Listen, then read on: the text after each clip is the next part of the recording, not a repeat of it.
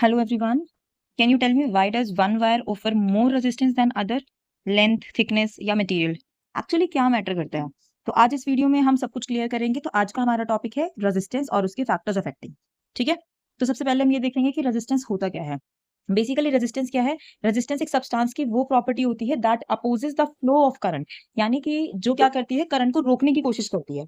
तो the property of a substance which opposes the flow of current. तो यहाँ पे जो ये अपोजिस वर्ड है ये इंपॉर्टेंट है। अपोज का मतलब क्या है कि जैसे अगर हम बात करते हैं कि करंट की डायरेक्शन ये है, तो जो रेजिस्टेंस है उसकी डायरेक्शन क्या होगी, इस तरफ आएगा रेजिस्टेंस, तो यानी कि वो उसको अपोज कर रहा है।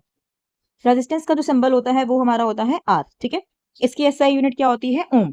ओम कैसे बनाएंगे हम, जैसे ओ बनता है ना, तो बस आपको इस कर्व फॉर्म में इसको ड्रॉ करना है। तो बेसिकली जो 1 ओम की डिफाइन होगी वो क्या होगी, जैसे आप लोगों ने लास्ट वीडियो में ओम्स लॉ पढ़ा था। ओम्स लॉ क्या होता है, V is equals to I R. तो यहाँ से अगर आप आर की वैल्यू निकालेंगे तो क्या आएगा, V ओवर आई।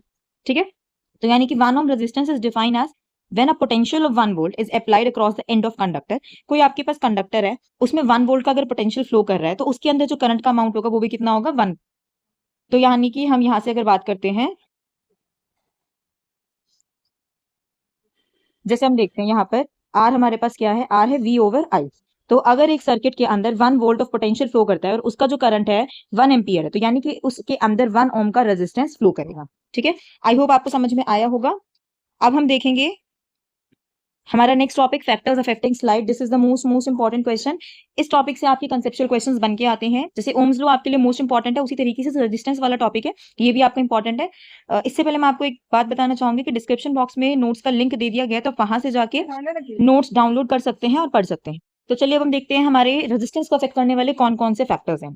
ठीक है, देखिए सबसे फर्स्ट हमारा होता है length of conductor. Length of conductor का मतलब क्या है कि कोई वायर है, लंबी है या छोटी है, मतलब लॉन्ग है बेसिकली या फिर शॉर्ट है। ठीक है, तो यहां से हमें क्या पता चला, resistance is directly proportional to the length of wire, और we can say length of any conductor. इससे हमें ये पता चलता है अगर किसी वायर की लेंथ इंक्रीज है तो उसका रेजिस्टेंस क्या होगा, डिक्रीज होगा। यानी कि यहां से हमें क्या पता चला, हमारे पास अगर लॉन्ग वायर है,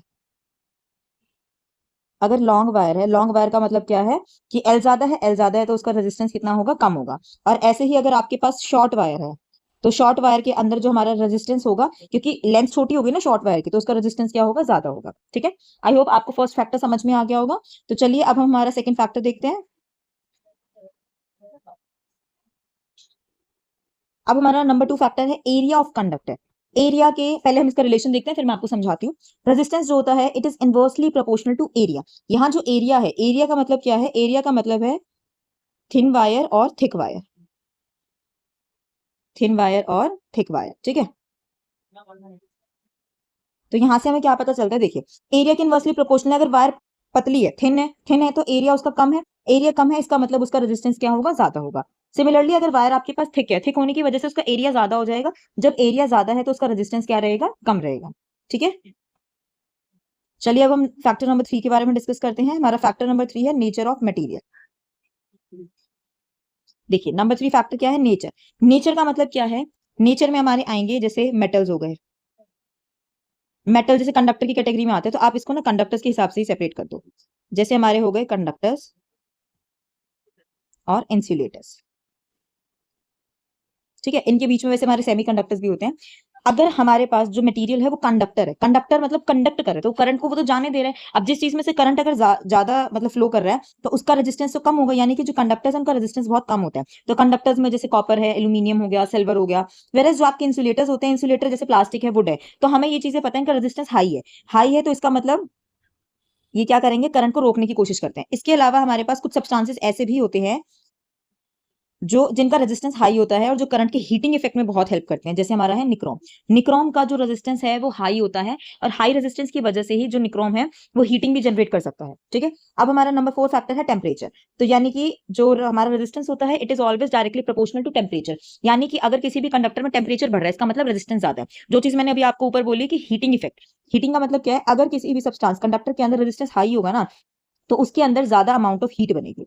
ठीक है, तो इस हिसाब से जैसे आप लोगों ने देखा होगा जो हमारे घर में इलेक्ट्रिक बल्ब भी होते हैं, जब वो ग्लो करते हैं ना तो उनका जो फिलामेंट होता है टंगस्टन, उसका ना रेजिस्टेंस हाई होता है। तो हाई रेजिस्टेंस होने की वजह से जो बल्ब वहां हीट प्रोड्यूस होती है और उसी वजह से जो हमारा बल्ब होता है वो गर्म हो जाता है। ठीक है, चलिए अब हम एक चीज देखते हैं, यहाँ से एक नया फॉर्मूला जनरेट करते हैं। जैसे हमने क्या देखा सबसे पहले कि जो रेजिस्टेंस है it is directly proportional to length of conductor.